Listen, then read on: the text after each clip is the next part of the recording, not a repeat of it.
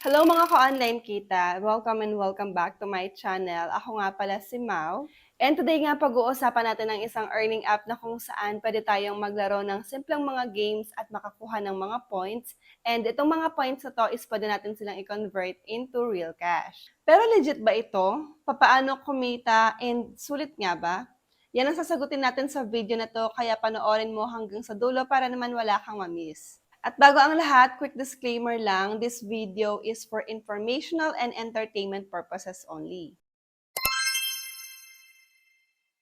Ito nga pala yung iilan sa mga proof of income ko dito sa app na to. Matagal ko na siya ginagamit, siguro mga 2 or 3 years na. Yung pangalan ng app is Fun Crush. So, available ito sa Google Play Store at saka sa App Store. And kung gusto niyo mapadali yung pagda-download, ilalagay ko na lang yung link niya sa description below. So, si Fun Crush, ayan siya sa screen. Ganyan yung lalaroin natin in order for us to get points. At yung mga points nga na yun, yung mga iniipon natin, and pwede natin silang i-convert into real cash. Tulad nga ng sinabi ko, points yung mga iniipon natin dito, and kapag naabot mo na yung minimum requirement nila, which is yung 500 pesos, pwede mo na siyang i-convert into real cash sa pamamagitan ng GCash, PayPal, at saka yung isang payment method nila, which is ML Diamonds. So, yung una is download mo muna yung app sa Play Store, and kailangan mong mag-login dyan or mag-sign up dyan gamit ang iyong email or Gmail account. So, itong game niya pala is meron siya hanggang level 8 lang. At every time na matapos mo yung level 8, meron kang makukuha na total of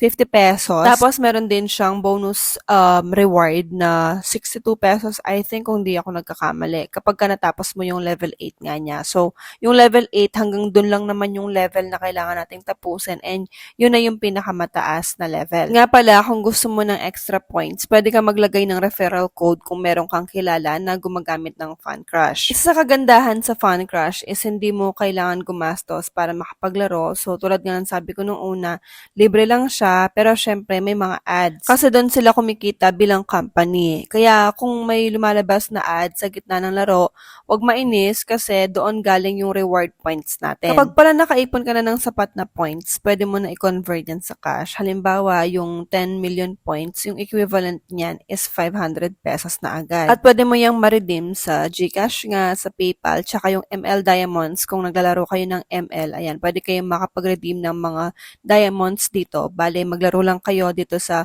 Fun Crush, and syempre tapusin nyo yung level 8 kung kaya para mas marami yung ipon. And usually nga pala, 1 to 3 days bago pumasok yung payout mo dito. Pero minsan, mas matagal, depende sa volume ng request na dumarating. And ito, reminder lang din na kapag ka magpa-process kayo ng redemption ninyo, ng mga points nyo na naipon dito, make sure nyo na tama yung ilalagay nyo na info. Kasi kapag nagkamali kayo ng paglagay ng info dyan, nako, hindi na siya pwedeng i-reverse or hindi na siya pwedeng ulitin pa, kasi kung ano yung nilagay nyo doon and then sinubmit nyo na or pinindot nyo na yung redeem, doon na talaga papasok yung mga i-pay-out nyo. Ngayon, quick reminder lang, huwag kang aasa na magiging malaki kaagad yung kita mo. Pang extra income lang talaga to. Tapos, iwasan mo rin yung paggamit ng fake accounts or yung bots, kasi pwede kang maban dyan.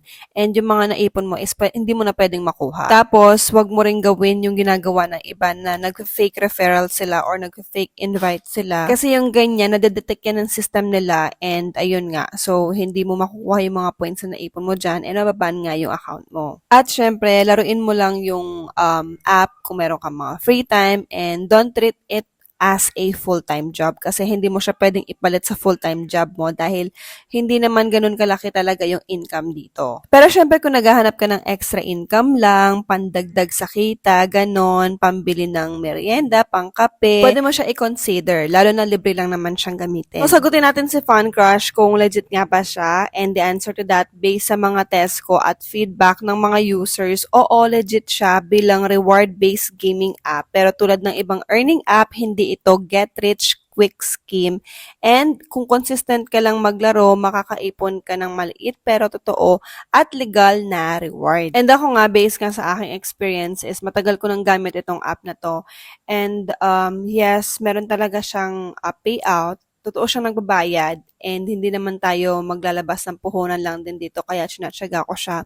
Hindi naman ganun kalaki yung kita pero kung naghahanap ka talaga ng pang-extra, pandagdag sa budget mo, ganon, or pambili ng merienda, pang-load, pwede na rin siya. Tapos, kung kukuha ka naman ng mga naipon mo dito, so paano mo nga ba ipipay out siya? So, kailangan mo lang naman pindutin yung coins button dyan sa taas kung saan mo nakikita yung mga points na naipon mo. So, pindutin mo lang yon. Tapos, merong lilitaw na option na tulad ng nasa screen natin. Ayan. So, meron tayong amount. Tapos, meron din siyang ML Diamonds, GCash, PayPal sa taas. So, pili ka lang kung anong withdrawal method yung gagamitin mo. Nakalagay na din dyan yung points na kailangan at saka yung conversion niya. So, usually yung ginagamit ko dito is GCash. Tapos, hahanapin ko lang yung amount na gusto kong i-pay out. Pipindutin ko lang siya and then may lalabas dyan na option para ilagay yung details mo para masend nila doon yung iyong pinay out. And then, maghihintay ka lang ng 1 to 3 days depende dun sa kung gaano katagal yung mga payout process nila. Pero based on my experience, 3 business days pumapasok na siya dun sa ating e-wallet or dun sa payment method na pinili natin. At makaka-receive ka rin ng email sa kanila to inform you na success na yung payout mo. So that's it. Thank you so much for watching. And please don't forget to hit the subscribe button at ang notification bell para naman updated ka sa next video na i-upload ko pa. Bye-bye!